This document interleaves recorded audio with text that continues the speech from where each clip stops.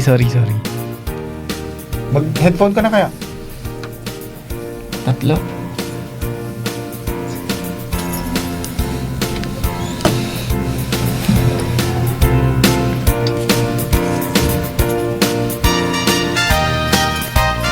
Okay, magandang hapon, lambak ng Cagayan.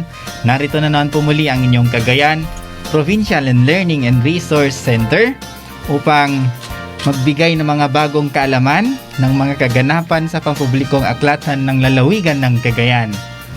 Mga bagong kaalaman, mga pangyayari at mga bagong diskubring bagay sa mundo ng impormasyon. Ito ang inyong Kay Gandang Alamin.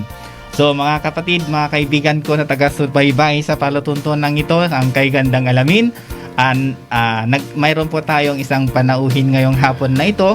Kasama natin, of course, kasama ko ang partner ko ngayon, si Sir Abel Talud, isa sa mga library staff din sa Cagayan Provincial Learning and Resource Center. Hindi lang po pala library staff, librarian din po siya doon.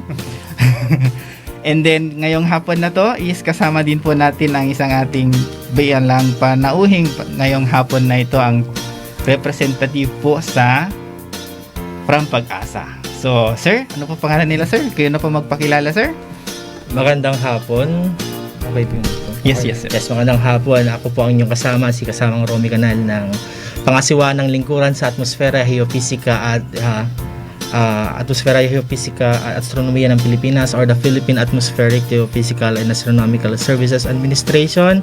Ito po ang inyong kasamang Romy Canal para po sa hapon na ito. Okay, so bilang pagpapatuloy, so magkakaroon muna tayo ng konting pagbati man kung sinong gusto nating batiin dyan sa kung sino yung mga taga-subaybay natin dyan. So unang-una, batiin na lang natin po yung mga of course, to the ang head ng ating probinsya, of course our Governor Manuel N. Mamba, and of course sa mga iba pa niyang mga heads, ang mga department head, especially yung boss din namin, Sir Mike, na nandyan ngayon sa back. Kasalukuyan po ang kanilang back, and to all the staff of the CPLRC na nandyan ngayon na nakasubaybay din sa palatuntunan ito, and then to our friends and relatives na sumusubaybay din. Magandang hapon po sa inyong lahat. And Sir Abel, kung meron ka din babatiin dyan, sige, go. Binabati lang natin, no, yung mga taga-subaybay din ng teleradyo at ang buong programa ng CPIO. Sa buong Cagayan po, magandang hapon po sa inyong lahat. Mula Tuguegarao hanggang sa dulo ng lambak ng Cagayan, sa Apari, sa Calayan, magandang hapon po sa inyong lahat. Sir Romeo, baka may gusto po kayong batiin sa inyong Tanggapan. Ayan, pinabati ko na magandang hapon lahat ng ating mga kasamahan sa DOST Pag-asa, lalong-lalo na itong mga nasa duty sa ating mga radar stations na ongoing yung kanilang pagre-release ng mga rainfall advisory. Dahil kasalukuyan po tayong apektado ng ating malakas na habagat at nakataas na ngayon ang yellow rainfall warning sa may area ng Babuyan Group of Islands. So binabati ko po kayo at sana'y mag-ingat po tayo habang nasa trabaho po tayo. Oh, yan nga po. So nagbigay na ng clue si Sir Romy kung anong pag-uusapan natin ngayong hapon na ito. Sir. So, alam Bago na yan, mga sir, kababayan natin. Yes, sir. Bago yan, Sir Alfred, introduce lang natin ngayon. Daming bago ngayon, Sir Alfred, ngayong buwan ng Agosto. Kasi nga, ngayong buwan ng Agosto, bagong time slot po tayo sa teleradyo natin. Yes. Oo, para maabangan nyo rin po mga malugid naming mga manonood ng teleradyo. Ang bagong slot po natin sa Kay Gandang Alamin ay every Tuesday na po ng 1:30 to 2:30. So isang oras po tayong magkakasama mga manonood natin ng teleradyo dito sa Kay Gandang Alamin. At pakaabangan nyo din ang isang programa na nailipat sa every Wednesday ng 3 to 4 o'clock PM. Yung ating naman air ng programang Children's Show at Buhay na Aklat. Every Wednesday po yan. Every week po ang slot namin dito sa CPIO programs. So, yun, ano bang bago sa iyo ngayon, Sir Rafael? Wala naman? Yun. Nasabi mo naman na yung bagong format natin sa, no? Sige. At panibagong buwan na naman, mga manonood ng teleradyo at ang Kay Gandang Alamin at panibagong topic po tayo. Ngayon nga po ay bukod dun sa naudlot na ano natin na schedule nung topic nitong about nga po sa typhoon na papanahon, no? So ngayon po itutuloy natin at salamat sa Diyos at na matutuloy nga po itong topic kasi napakagandang topic po at napapanahon kasi nga mararanasan nyo hindi lang dito sa Tuguegarao at mas lalo na diyan sa mga downstream yung mga pag-ulan, yung mga bagyo na darating. So simulan na natin no mga sir. Okay, So sir. Okay. andito kasama natin ngayon si Sir Romeo mag-i-explain bilang sa kanyang expertise kung ano nga ba ang nararanasan natin ngayon ng mga bagyo or tinatawag nating typhoon, no? So simulan natin sir. So sir, bilang pangunang tanong about sa typhoon. So sir, ikaw na po mag-explain at ikaw rin po talagang nakakalam sa amin dito. Ano nga po ba ang typhoon, sir? So, sa pinaka-basic na definisyon ng salitang typhoon, Yes, sir. sa translation nito sa Tagalog, ito yung tinatawag natin na bagyo. Opo. Ang Pilipinas, base sa ating mga pagtatala, tayo po ay isa sa mga pinaka-prone o madalas daanan ng ating mga bagyo. Tayo yung importer ng yes, bagyo. every year more than or an average of 20 tropical cyclones. Base rin sa ating pagtatala, ang probinsya ng Cagayan ay isa rin po sa mga pinaka-binibisitang probinsya. In a year, 2 hanggang 3 ang pwedeng dumaan or mag-cross sa mismong kalupaan ng Cagayan at maaari maapektuhan tayo ng mula 5 hanggang 6 na bagyo taon-taon. So sa atin sa Pilipinas, as mentioned earlier, ang ating typhoon or tropical cyclones na tinatawag sa mas defined na kategorya nito, ito ay isang low pressure system na merong at least 30 kilometers per hour na pagbugso ng hangin. Sa atin sa Pilipinas at sa lahat ng bansa na nasa hilagang hemisperyo or sa northern hemisphere, ang pag-ikot ng ating mga bagyo ay sa direksyon counterclockwise. Mula naman dito sa may southern hemisphere, ito po ay sa direksyon clockwise. Bakit kailangan nating identify yung ating pong mga bagyo at kung saan tayo located? Sa buong mundo, ang ating pong pinaka-aktibo na formation or kung saan nabubuo yung pinakamaraming tropical cyclone or low pressure system disturbances nasa tinatawag natin na Pacific Ocean. Sa Pacific Ocean, nahati ito sa ilang bahagi at ang Northwestern Pacific ay kung saan dito kalimimitang nabubuo yung mga bagyong dadaan ng Pilipinas. Sa kabuuan, 3 po ang pwedeng mabuo sa Western North Pacific at 20 o 20 dito ay dadaan or papasok, mabubuo sa loob ng Philippine Area of Responsibility. 5 yung kategorya natin sa Pilipinas. Meron tayong tropical depression, tropical storm, severe tropical storm, typhoon at super typhoon. Pinakakakilala natin yung salitang typhoon dahil sa atin ang ating pong term na typhoon ay ginagamit conventionally sa lahat ng uri ng kategorya ng mga bagyo na ito. Wow. So kung titingnan natin, every year kung may malakas na bagyo, somehow tinaterm na natin agad ito na typhoon. So papunta na tayo sa tinatawag natin na typhoon season. Yes, Sa sir. probinsya ng Cagayan. Nag-uumpisa yan sa buwan ng Agosto hanggang matapos tayo sa buwan ng Nobyembre. So we are starting the typhoon season. Yes, At sir. tulad nga ng magiging talakayan natin mamaya, makikita natin kung ano dapat yung preparasyon, ano dapat ang ginagawa, hindi lamang ng pamahalaan, gayon din ang pansarili nating paghahanda para sa mga panahon na ito. Yes, tama sir. Para din sa ating mga Yes. mga bahay-bahay, yung paghahanda sa mga Yes. bahay-bahay. Peace, ano na Ala. natin ng maitali, yung mga kailangan itali sa mga bubong. Akalain mo Sir Alfred, no? May 5 kategorya pala ng typhoon. Kaya nga. Maalala mo yung ano natin Sir Alfred, yung ugali natin kapag lumakas lang yung ulan, may typhoon ba? Ganun tayo agad, di ba sir? Ayun pala, may 5 kategorya ng typhoon. Magsimula sa low pressure area until mabuo siya na typhoon. So ganun pala. very very informative pala tong topic natin ngayon. At isa, Sir Avel, kapag sir. kasi usually kapag may pagbugso ng hangin at may kasamang pag-uulan, ang normal na thinking ng ating mga kababayan, may bagyo ba? So Oo, kapag yes. nagtagal ng 2 hanggang 3 oras yung ulan na yan, sigurado may typhoon na ang Mag-aabang na lalabas. sila So, sa radyo o TV, may bagyo ba? yan. So parang sa kasalukuyan nung ating nakaraan na weekend hanggang sa kasalukuyan yung mga nangyayaring pag-uulan sa may area ng Calayan, yung mga kababayan natin dyan. Usually ang thinking nila kapag maghapon ng umuulan at walang signal ng radyo o ng television, mahina ang internet or wala tayong signal ng cellphone, lahat yan ang unang thinking mayroon na ba tayong nararanasang bagyo. So yun yung mga dapat nating i-clarify mamaya. Sige sir. Bago yan sir, may na-get out lang ako sa na information.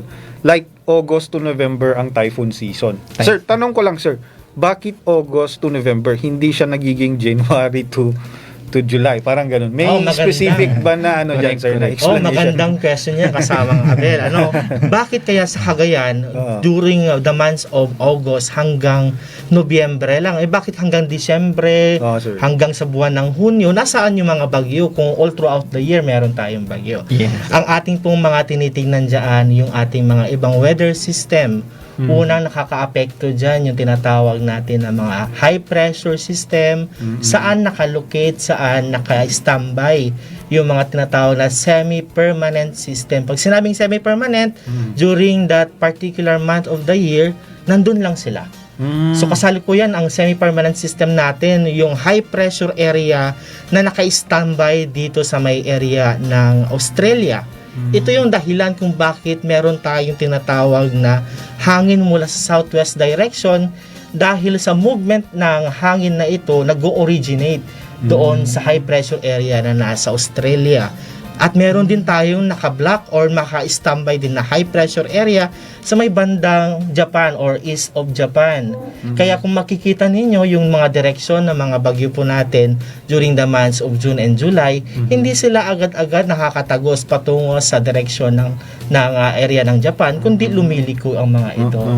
At normally, kapag meron tayong bagyo na lalapit sa Pilipinas, ang movement niya ay papunta sa kanluran hanggang kanluran, hilagang kanluran, west hanggang sa west-northwest direction, dahil sa pag-inog ng mundo, yung pag-ikot po nito, nade-deflate o nagkakaroon po ng depletion sa movement. So parang kung ang ating globo ay umiikot sa direction po nito, ay laging may depletion, hindi direkta or hindi straightforward yung trajectory ng ating mga umiikot na weather system. At isa pa siguro paano natin ma-imagine yung paggalaw nitong bagyo. Kung kayo po ay pamilyar sa trompo, yung ating pong top, kapag ito po ay nilapag natin sa palad natin, nagwi-wiggle po ito. So ganun po yung movement. Hindi po siya straight path, kundi umiinog or nagwi-wiggle habang dumadaan sa isang area. Ganun pala yun sir.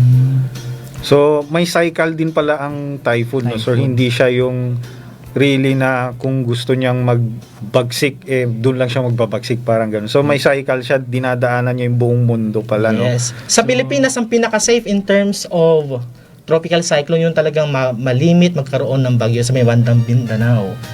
Kasi isa yun sa mga criterion. Dapat ang bagyo mo ay ma-develop mula sa 5 degree north or south of the equator. Walang mabubuo or malimit magkaroon ng malakas na bagyo or mabuong bagyo sa baba or nasa pagitan ng equator hanggang 5 degree north or south. Dahil meron tayong tinatawag na term or technical term, yung ating Coriolis force, yung pwersa na nagpapainog or nagpapaikot sa weather system para ito ay umikot. So wala yon sa may bandang Mindanao or mahina yon. So kung kunyari ngayong buwan na ito hanggang sa Nobyembre papunta sa atin yung bagyo, pagdating ng Disyembre hanggang sa buwan ng Hunyo, bumababa naman yung mga tinatawag natin na track. So kung nababalitaan ninyo kung may bagyo tayo ng December or January, papuntang Visayas or Mindanao naman yan. So kasi lumilipat naman yung high pressure kaninang sinasabi ko, meron ding high pressure sa may area ng China or sa Siberia na tinutulak naman yung hangin pababa, kaya bumababa rin yung track ng ating mga bagyo. Yun pala yung mga system ng mga bagyo. Ganun din. pala, no? Ganun siya Ganun mag-explain, din pala no? ang mga So, bagyo. Maglumibig. Na-realize ko lang last few years pa, bago pa to mangyari to pandemyang ito, bagyo yung mga kalaban natin sa mga kalamidad, no sir? Na-realize ko lang, yung mga times na yun, medyo awkward topic to. Kasi nga, nung time naman na lumakas yung bagyo sa bandang Mindanao, parang daming negative na comment, ganun sila. Tapos nung time naman na malakas naman ang bagyo ng bandang Luzon, ganun din yung comment ng mga Mindanao. So, ibig sabihin lang pala nito, nasa cycle lang pala ng mga pressure na binibigay kung saan tatama nga yung bagyo, no? Ganun pala. Yes. So, wag na po kayong mag-away-away dyan kasi nga, sigurado babalik tong mga bagyo sa atin.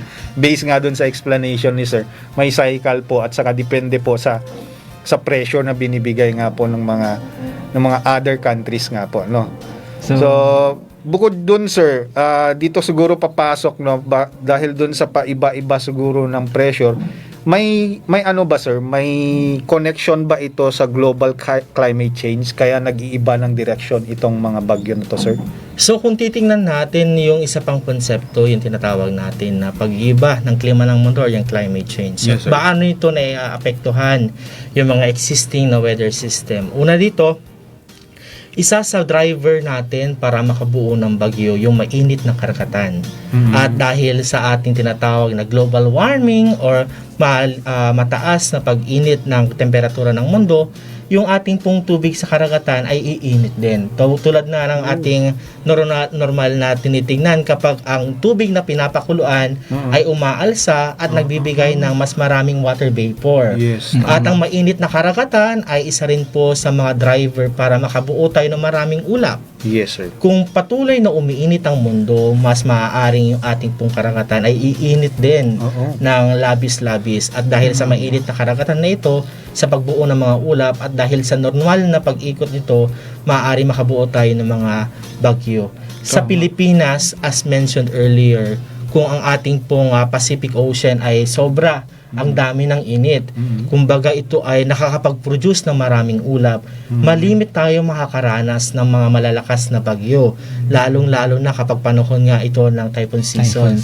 The more na mas mainit ang dagat, the more na mas may kapabilidad itong mag-supply ng enerhiya sa bagyo. Sa konsepto naman, kung paano maapektuhan ng ating pong pagbabago-bagong klima, yung ating pong mga bagyo, typically po ang ating masasagot diyan, the more na ating pong tinitignan yung konsepto na ang malakas na bagyo ay maaaring dulot ng pabago-bagong klima, maaaring ito po ay direktang epekto.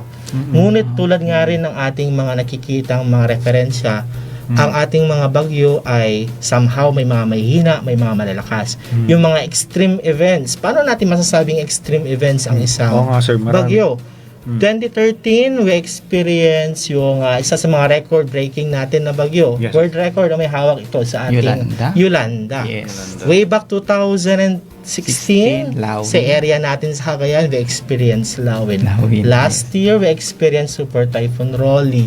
Even the occurrence of Rosita and Ompong in the province of Isabela and Cagayan, record holder din sila in terms of maximum sustained winds. At yung mabilisan, when we say mabilisan, yung ating pong bagyo ay mula sa mahinang kategorya, after 24 hours, narating nito yung mataas na kategorya or typhoon or super typhoon. Yes. Yun natin nakikita yung connection ng pabago-bagong klima at epekto ng global warming. Yung mabilisan na paglakas ng mga bagyo ay dahil mainit na yung ating pong karagatan. Unlike before, na kahit ang ating bagyo ay matagal na nag-i-stay sa karagatan, hindi tayo agad nakaka-generate ng maraming ulap dahil hindi pa ganun kainit yung ating karagatan before. Wow. So that explains explanation kung bakit ang lalakas ng mga bagyo lumalakas ang mga bagyo natin. Dahil din sa atin to, dahil tayo lang naman gumagawa kung bakit nagkaroon ng mga... At yun ang ating sinasabi. Yes, Experience na natin to every now and then, every year. Halos namamahinga lang tayo isang taon. So we will face the future na kung ngayon may alternate pa tayong every other year na malakas na bagyo, the future will be dahil sa continuous naman yung ating releases ng mga tinatawag natin na global greenhouse gases. Maaari itong greenhouse gases na ito continuously magpapainit ng mundo. So, there will come a time na new normals din natin yung mga super typhoon. And by that time, we will only have the thinking na sana nung una pa lang tayo ay gumawa na ng action para malabanan yung patuloy na paglaganap ng climate Yun change. nga. So far, di ba Sir Alfred, meron naman tayong mga tree planting programs, mga ganun. Oo, For meron greener. naman. Hindi naman pa siguro sapat yun. So, Hindi kailangan sapat pa rin yun. talaga yung Talaga, unified kung yung may mga backyard tao. tayo, magtanim-tanim na lang tayo. Unified yung mga tao sa mga sa mga Oo. paggamit ng mga kailangan. So doon pa lang sir, no, ang parang napaka interesting naman yung yung paggana nga ng typhoon dahil dito sa mga climate change na to.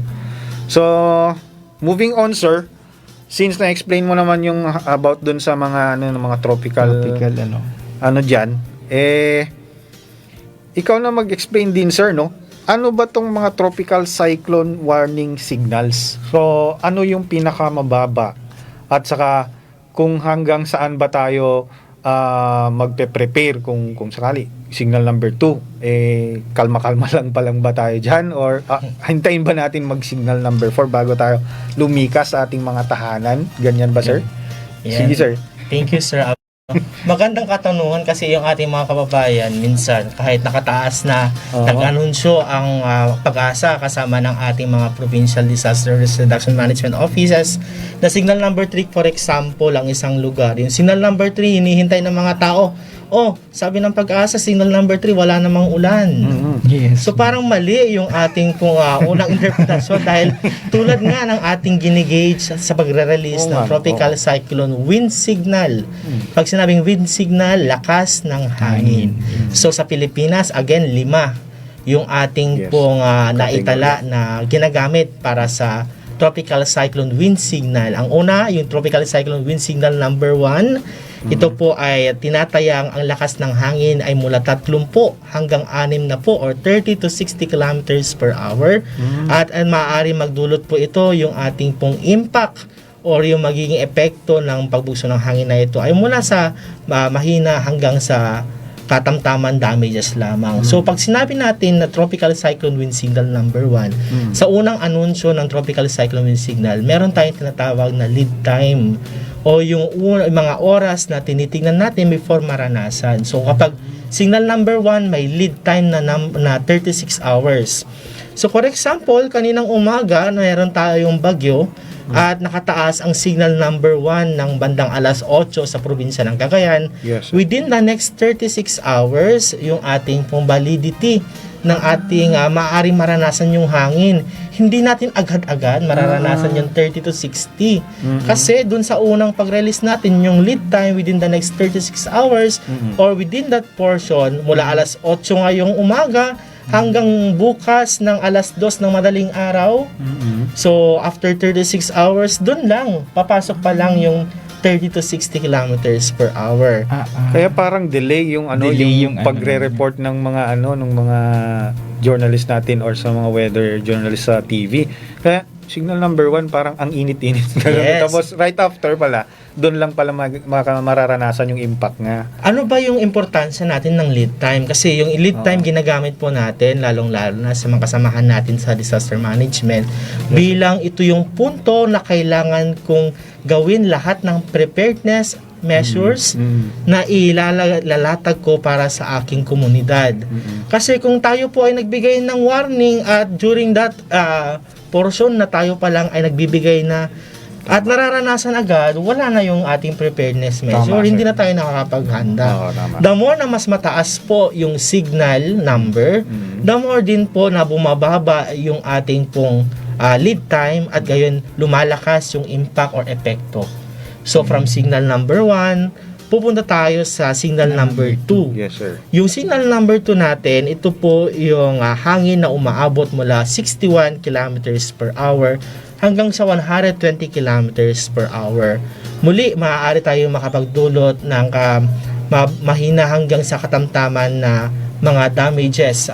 Yung ating pong signal number 2, usually ito yung mga pwede nang makasira ng mga bahay made from light to moderate type na mga kagamitan. Yung, for example, mula sa kahoy o galing po sa pawid o reinforced concretes. Yung uri po ng bahay na hindi gaano matibay, maaari nang masira kapag signal number 2. At ang lead time sa unang paglalabas ng signal number 2 within the next 24 hours.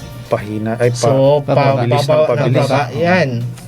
Kapag ang ating bagyo ay naka-tropical cyclone wind signal number 3, ito na yung 121 hanggang sa 170 kilometers per hour, katamtaman hanggang sa malakihang impact or damages, moderate to heavy damages. Kapag signal number 3 po, tulad din ng ating mga lead time, bumaba na rin siya ng 18 oras. So within 18 hours, ang bagyo ay maaaring manalasa na sa ating lugar. At yung mga bahay na even made from moderate to good types of materials, kahit yung ating pong bahay ay made from concrete, maaaring madala yung ating pong mga bubong, masira partially yung ating pong mga dingding, and so kaya kapag meron pong signal number 3, ang una po nating tinitingnan, stability ng ating mga tahanan. We have instances in the province na kahit po nakataas na ang signal number 3, yung mga tao medyo kampante pa. 18 oras kasi yung kanilang panghinihintay. And sa fact, kapag tayo pa po ay merong mas malakas na kategorya ng bagyo, for example, meron tayong signal number 4 and 5, so sure ka na dyan, natadaanan ka ng sentro ng bagyo. So kapag dinaanan tayo ng sentro ng bagyo, yung ating pong signal number 4 na mula 171 hanggang 220 kilometers per hour, maaari na po itong makasira totally ng mga bahay po natin or heavy to very heavy damages. Yung pong mga sasakyan po natin, pwede nang itulak ng ating pong malakas na hangin. Yung 171 hanggang 220, kaya po nitong buwalin. Or pwede niyang itapol yung ating pong mga puno.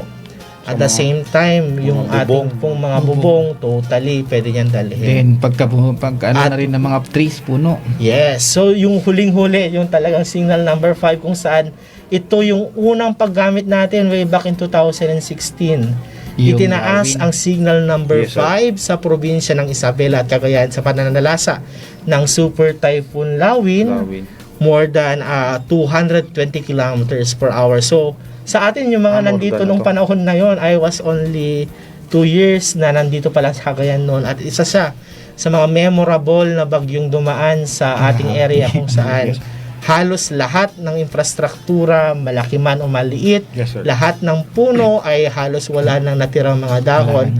At yung ating po mga ari-arian ay totally or partially nasira. So, Sir, for the record yung Lawin, hanggang ilang kilometers per hour ang inabot niya? Yung ating gauge or na-record sa ating mga instrumento, umabot siya ng 235 kilometers per hour. Pero sa ating mga nag-simulate or tumingin sa naging epekto nito, more than that level. So halos may nagsasabi na nasa 270, may nagsasabi 300 kph. So yung ganung uri ng hangin, mapaninsala hindi lamang sa kapaligiran kundi sa lahat ng uri ng struktura na maaaring mabuwal dahil sa malakas na pagbugso ng hangin.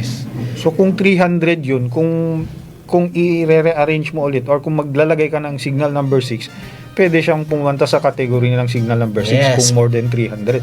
Actually, yung unang signal numbering sa Pilipinas, 1, 2, 3 lang yan. Oo nga, sir. Later on, naging 1, 2, 3, 4. Then somehow naging 1, 2, 3, 4, 5 as 2015. Sana huwag naman ng 6. Sa may kwento ako diyan, mga kasamang Sir Alfred at Sir Abel. Sige, Sir Ron. Nung dumaan ang Lawin sa Pilipinas, signal number 5 lang daw yung itinaas. However, nung dumaan ito ng Hong Kong, ang gauging system ng Hong Kong hanggang signal number 10. So iba-ibang bansa, iba-iba rin yung kanilang kategorya. So sinasabi ng mga ibang turista at even yung mga Pilipino na nakabase sa Hong Kong, yung signal number 10 daw sa kanila ay napakalakas, yun yung pinaka-top din nila. Sa atin ay signal number 5. Pero kung i-compare mo yung ating pong gauge, mas malakas pa rin yung unang pagdaan ng bagyo sa Cagayan compared sa Hong Kong. Dahil nakalampas na yung tinatawag natin na frictional effect. yung ating mga kabundukan ay nagpahina ng bahagya doon sa ating bagyo at ito ay humina ng bahagya habang tumahak ng Pilipinas. Pagdating niya ng Hong Kong, compare ito nung magla-landfall siya sa Cagayan, mas malakas talaga sa atin. Pero mas malaki lang yung mga kategory ng signaling nila. So, well, baka lang sir, baka lang alam nyo yung idea. Bakit ganun yung reading ng ibang country sa atin? What would be the difference, sir? Ang ating alam diyan is depende ito sa magiging impact sa kapaligiran nila. So sa kanila, for example, sa Hong Kong ay karamihan ng mga business establishment nasa tabing dagat. So nag-gauge nila yung mga hangin depende sa kung paano kayang i-resist ng kanilang mga infrastruktura. So depende lang talaga din sa area kung saan ka nakalocate. Tama. At iba-ibang meteorological agency, iba-iba rin talaga yung ginagamit na gauging. Even yung ating kategorya ng bagyo, as mentioned earlier, bakit sa Pilipinas typhoon category pa lang? Bakit sa Japan dinideclare na niyang super typhoon? Bakit sa Amerika dinideclare na niyang super typhoon? Si Philippines sa Pag-asa, typhoon pa lang dahil magkakaiba rin po kami ng ginagamit na gauging. Depende po sa kategoryang ina-assign sa isang specific na weather system. Ngayon Nalinawan tayo. overwhelmed tayo sa mga information ni Sir Romeo. Sinong gustong maging yung mo sir, specialist mo? Sinong maging gustong katulad ni Sir meteorologist? Meteorologist. Sige na, mag-apply na kayo sa mga schools na may nag-over ng ganyan. Baka gusto niyo maging ganyan, pag-aralan tong mga ganito. Nakaka-overwhelm lang sir, no? So, moving on, habang meron pa tayong time sir, diretsuhin na natin or meron ka pang i-share na kwento sir about dito sa mga gauge ng signal numbers. Siguro yung huli na lang kapag tayo po ay naka-receive ng signal regarding po ang ating pong mga estudyante, usually mga mga nakikinig. Lalo nung face-to-face pa yung ating learning.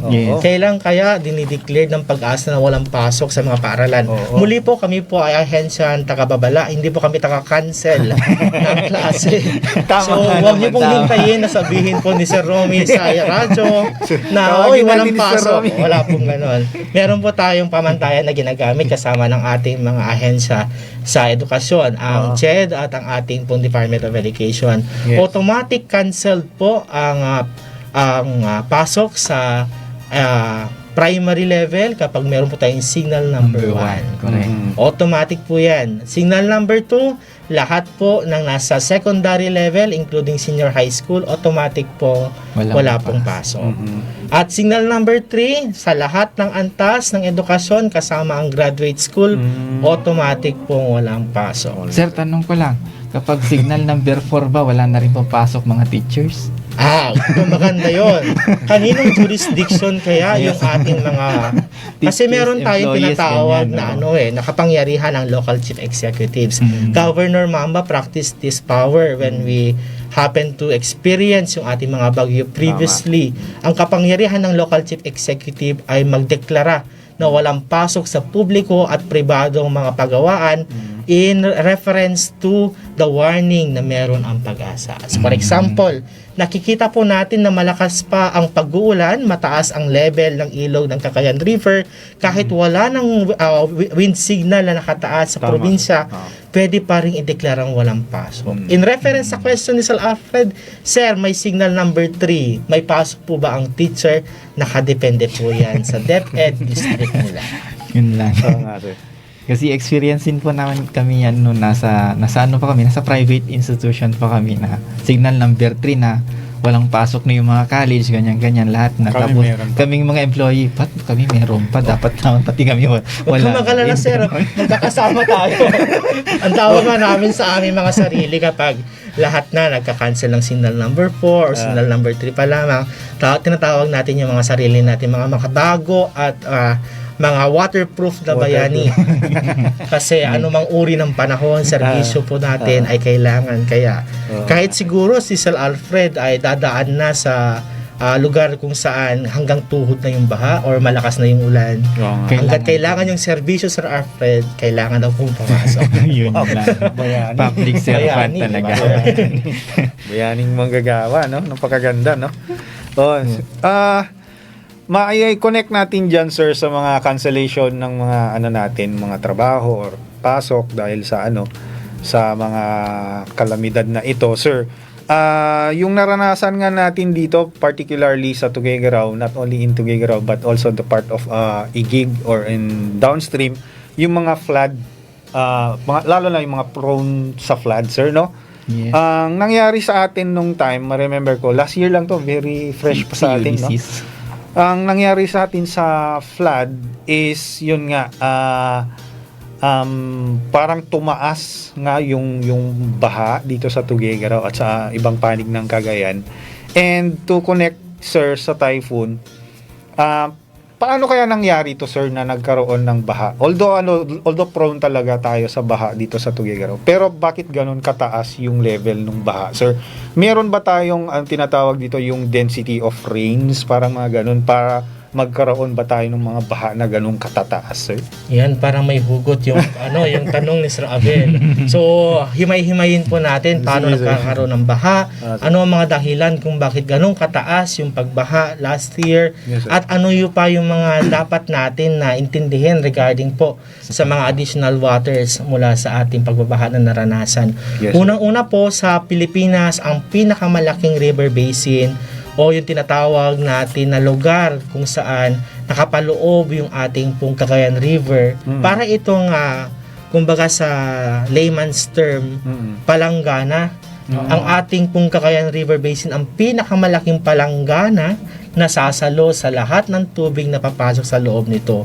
So yung Cagayan River, ang ating pong exit point o daluyan ng tubig mula sa pumapasok sa palanggana na ito. Magsisimula ito mula Nueva Vizcaya, Quirino hanggang sa may area ng Ifugao, Kalinga, Isabela at Cagayan. Ang final o dulo ng ilog na ito ay nasa Punta Apari. Nasa Apari. Lahat ng ating mga tubig, kung for example, yung malaking palanggana na yan, binutasan mo lamang ng sinlaki ng piso na butasan kapag malaki yung ulan na nare-receive or pumapasok sa loob ng palanggana na yan. Throughout that time, mapupuno po yan. Ang isa pang factor bakit mabilis na umakyat yung tubig po natin, as experience last year, halos sunod-sunod yung ating bagyo na naranasan. Tama. For a month, meron tayong every week, iba-ibang bagyo yung dumadaan sa atin. Kakalabas pa lang nung isa, may pumapasok na naman na isa. And for the 5 consecutive na mga bagyo, lahat po yan nakaapekto dito sa atin sa may area ng Cagayan. For the record na sinabi po natin, ang Tuguegarao City nakapag-record sa ating Bundon Bridge Water Level Monitoring Station ng pinakamataas. It's 13.3, lampas sa critical level na 11 meters. So mula sa 11 na dapat yun na yung kaya lang na isalo ng ating river sa Tuguegarao, umabot pa ito ng 13.3. So imaginin mo yung lawak na pwedeng italhin ng pagbaha na ito. So almost hindi lang Tuguegarao City, parts of southern or northern Isabela and the entire downstream of the Cagayan River na experience po yung hagupit ng pag-akyat ng ating pong tubig. Yes. Ang tanong kasi nila that time, ang Ulysses naman, dumaan daw ng Central Luzon, dumaan ito ng area po ng Bicol Region. Hindi naman siya tumama ng Cagayan, hindi naman tumama ng Isabela. Tama. Bakit ganun po yung dami ng ulan? Unang-una po, yung tinatawag natin na saturate ang lupa. Puno na yung ating mga kabundukan ng tubig.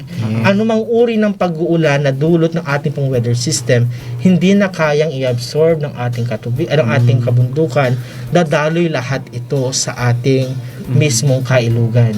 So during that time, madaming ulan ang dala ang Ulysses. Marami pong na-receive na ulan itong Southern Isabela, Ifugao, Quirino, at yung ating pong isa pong katuwang sa ating flood mitigation ay nag-release din ng ating tubig, yung ating pong Magat Dam. Muli po, binibigyan linaw po namin ang Magat Dam at lahat ng uri ng structural measures tulad ng mga dams ay nakakatulong para po maiwasan yung dagliang malakas na pagbaha. Sila po ay katuwang po natin. Yes. Maaring that time, kailangan mag-release ng Magat Dam dahil kung hindi po ito magpapalabas ng tubig, maaaring mas malaki ang delubyong dalat ng biglaang pagkakaroon ng pagkawasak ng ating pong Magat Dam. So lahat ng factors puno ang tubig sa kabundukan, marami ang ulan ang ating inaasahan dahil sa bagyo, merong additional sa ating mga dam. At pinakahuling factor kung bakit po tayo ay laging nagkakaroon ng epekto ng pagbaha every year talaga. As experience po tayo po sa Cagayan Valley ay bahain lalo na sa Lower Cagayan River. Yun nga po, no? So, that explains kung bakit nga tayo binaha. For the record, sir, meron ba sa Philippine na parang 2 o 3 na nagsabay-sabay? Hindi par na typhoon, sir? Meron yan, 2012, Pepito. Hanggang ilan yung Kedan. typhoon ang inabot ni sir?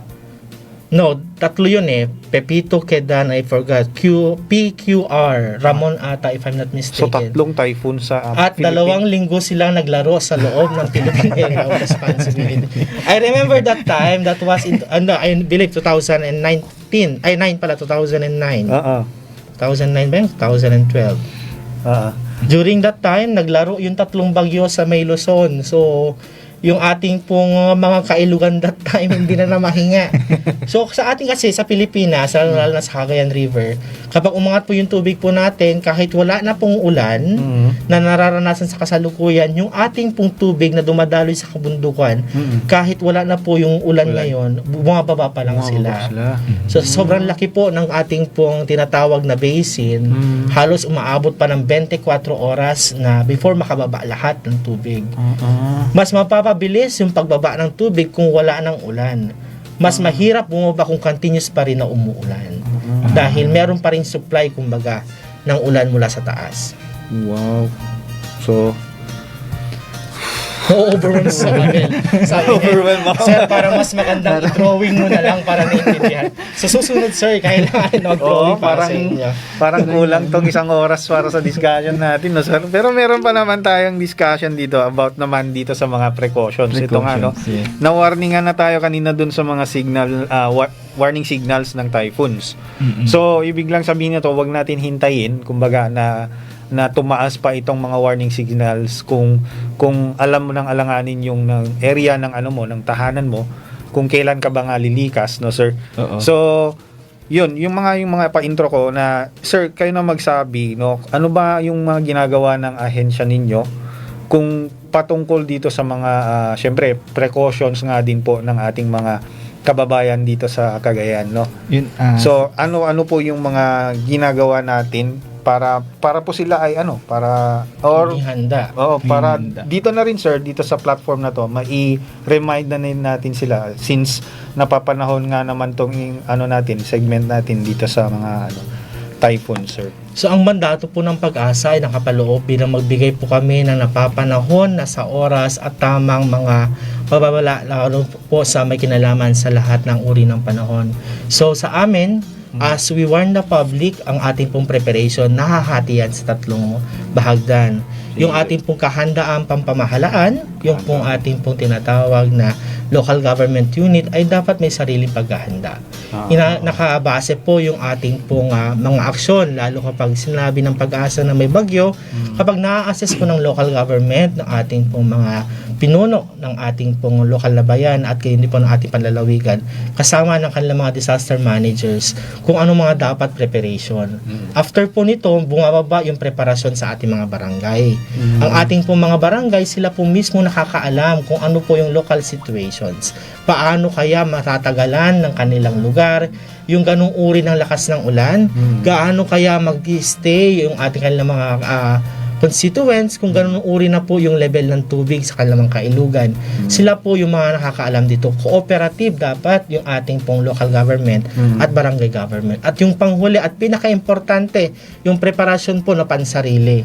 Kung tayo po mismo ay receptive sa information at sa warning, kahit gaano po kaganda yung binibigay na warning ng Pag-asa, gaano man kaaktibo ang local government units, kung paano po sila mag-emphasize ng mga preparedness measures po nila, kung kahit po gaano kaaktibong mag-abiso yung ating mga barangay, yun din po yung ating pong mga nasa lokal na pamahalaan, at kung tayo po ay laging receptive, ayaw makinig, lagi po kanilang iniisip, last year, hindi naman pa kami lumilikas ng ganito eh. Yes, Last ganun year is lamang. different from this year, parang ganito. Ganyan lagi mga paalibay ng mga Oo, kasi sanay na kami. Even the fact na binabahan na, sanay na kami, sir.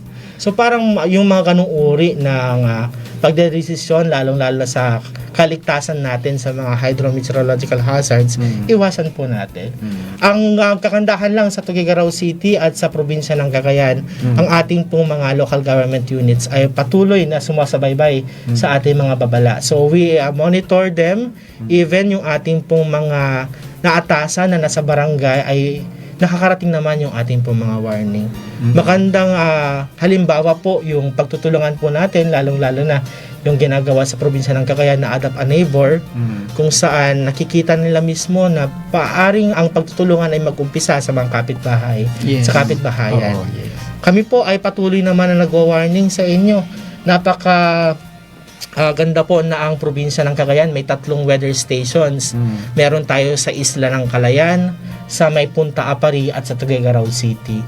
Meron tayong River Center na nakasituate sa Tuguegarao City. Meron tayong Radar Center nakasituate doon sa Punta Apari, yung malaking building po namin na may bola sa taas. Siya po yung nagbabasa ng kondisyon ng ating pong pag-uulan. At huling-huli, yung ating pong regional center na nangangalaga at tumitingin sa kalagayan ng panahon sa buong Northern Luzon o Hilagang Luzon, nandito po sa capital ng Cagayan. So kung sakali man po na ang pinakauna makaka-receive ng warning po namin, ang probinsya po ng Cagayan dahil nasa mismong compound po tayo. Anytime po, 24/7 naka-open po ang opisina ng Pag-asa. What? Natutulog ba kayo, sir? Pag day off na, sir. Mahirap matulog kapag naka-duty, mahirap na.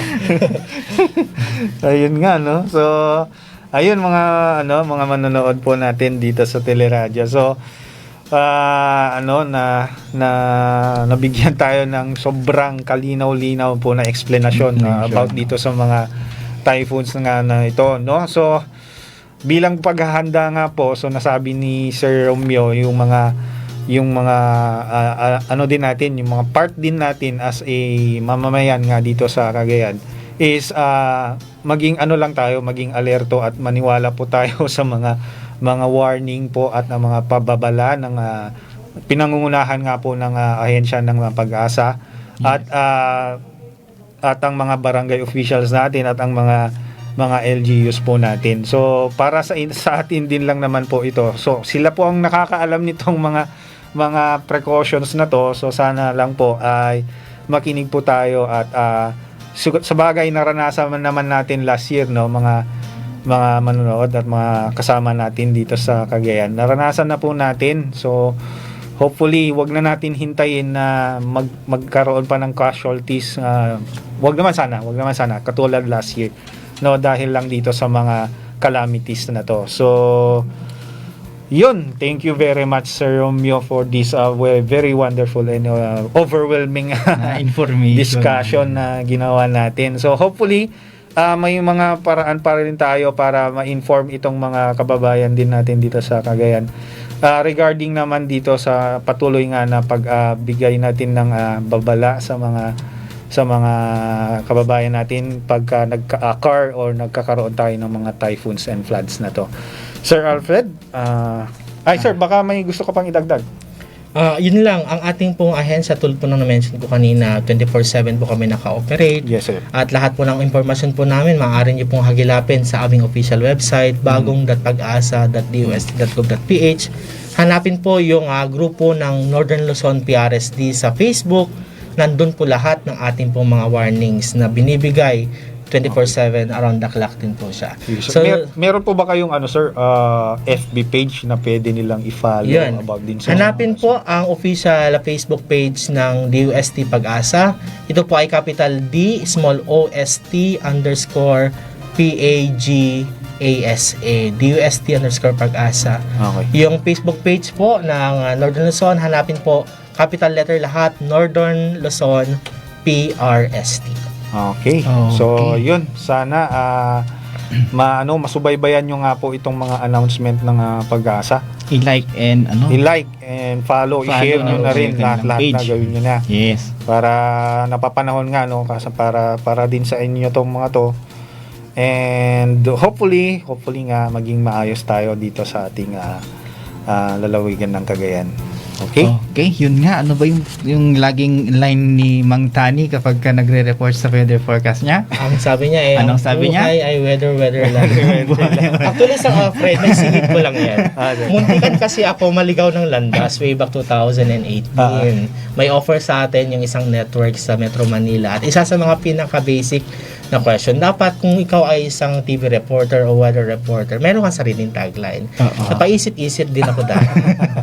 So, hindi sisikat kasi ang isang weather reporter kung wala siyang sariling pagkakakilanlan. Okay. Wala siyang tagline. Siguro sa akin sa panahon nito, masasabi ko lang, laging tandaan, umaraw man or umulan, lagi may pag-asa dyan. Wow.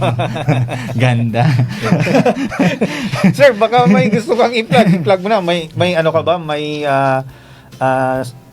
Hindi pa ako vlogger, so I mean, may radyo rin ba kayo na sige laging po. ano? Muli po, meron po kaming official site din na nagdi-discuss sa kondisyon ng panahon. Harapin po sa Facebook yung ating pong title ng programa po ay Usapang Panahon, Papanahon, kasama si Weatherman Romy Canal. Radyo Panahon po yan. Radyo Panahon. So magandang pakinggan yung mga yun kasi sila mismo dito sa Cagayan ang mag-advise sa atin kung ano nga ba ang kalagay ng Cagayan. Patungo din sa mga floods na rin at saka sa, of course, sa typhoon. Okay? Sir Alfred, may dadagdag ba tayo? Okay, so sasabihin pala natin na open pa rin po ang mga services ng library o ng Cagayan Provincial Learning and Resource Center. Lalong-lalo na po yung mga aming mga serbisyo sa Elvira natin o yung mga kasamahan natin dyan o mga teachers or mga professional students man or college students na naghahanap ng kanilang mga research assignments. Open pa rin po ang tanggapan ng Elvira o the Library Virtual Reference Assistance bilang magbigay assistance sa inyong mga pangangailangang research man o anong mga assignment ang kailangan ninyo. So, what you have to do, kontakin nyo lang po si Elvira sa kanyang FB account.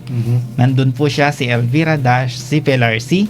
Then, chat nyo lang pa kami dun and then kami na pong bahalang mag-dissect ng mga informations na kailangan ninyo. Alright. And then, next is yung mananawagan na rin tayo dun sa mga volunteers kung gustong maging volunteer dyan ng ating children's show, especially kailangan namin ng mga volunteers sa mga sino mag-conduct ng tutorials, video tutorial niya, teachers, sino magaling may natatanging talento sa pag-istorya o pag-storytelling dyan. Approach nyo lang po ang CPLRC o the Cagayan Provincial Learning and Resource Center. Nandyan po kami sa May Caritan Sur, tabi po ng CSU Andros Campus. So, yun po. So, nangailangan po kami ng mga volunteers ngayon, lalong-lalo na sa mga activities na to kasi medyo kulang na kami sa volunteers. So, yun lang. And Check then, nyo na lang po yung ating CPLRC page. yung CPLRC page natin, pwede nyo i-message nyo na lang po kami doon kung gusto nyo mag-volunteer po. Nandun po, nakaantabay lang po yung page namin. CPLRC, ano pa yun? Ano na yun, Sir Albert? Cagayan Provincial Learning and Resource Center, FB page po niya. So yun lang po.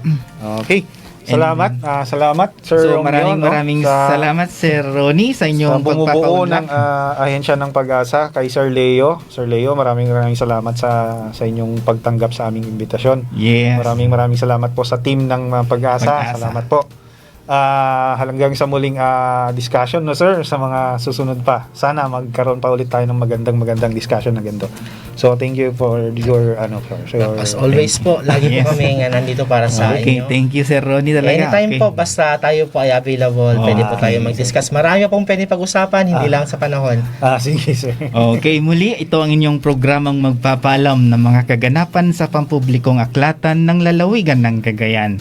Mga bagong kaalaman, mga pangyayari at mga bagong discovering bagay sa mundo ng impormasyon. Ito ang inyong Kaigandang Alamin. Magandang hapon. Adios.